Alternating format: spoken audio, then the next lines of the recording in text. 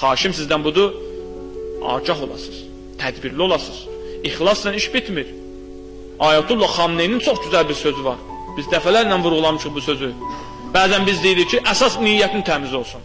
Əsas qəlbin təmiz olsun, nə olar olar, elə deyil. Xəvaricin niyyəti bəyəm xalis deyildi.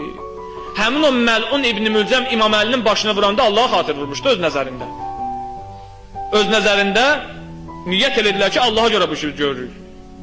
Sapqın əqidələri var. Amma kim deyə bilər ki, onlar düzgün şükürdür, hamı deyir ki, cəhənnəmlidir.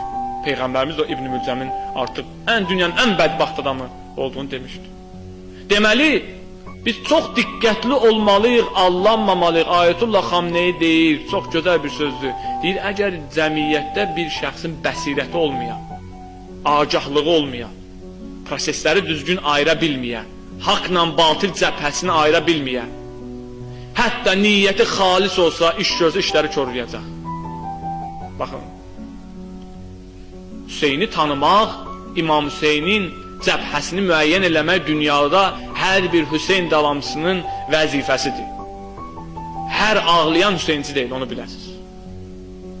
Hər əza, qara geyinən, qara vuran, evini qara ilə bürüyən Hüseyn ibn Əlinin rozasını, mərsiyəsini deyən, söhbətini eləyən Hüseynci deyil. Əgər bilmək istəyirsə Hüseynci kimdir? Dediyim kimi, bugünkü mövzumuza uyğun olaraq o göz yaşı tökülür, o göz yaşı səbəb olur. Vəhdət varsa, müsəlman ümmətində ixtilaf yaradılmırsa, bilin o göz yaşı Hüseyni göz yaşıdır. Yox, kimlərsə təfriqə yaradır, ixtilaf törədirsə, əmin olun ki, onlar Hüseyin göz yaşları deyil, şeytan onları alladıb, Hüseyin adından və yaxud elə şeytanla bir yerdə qulluq edir, hansısa məqsədə insanları allatmaq istəyir.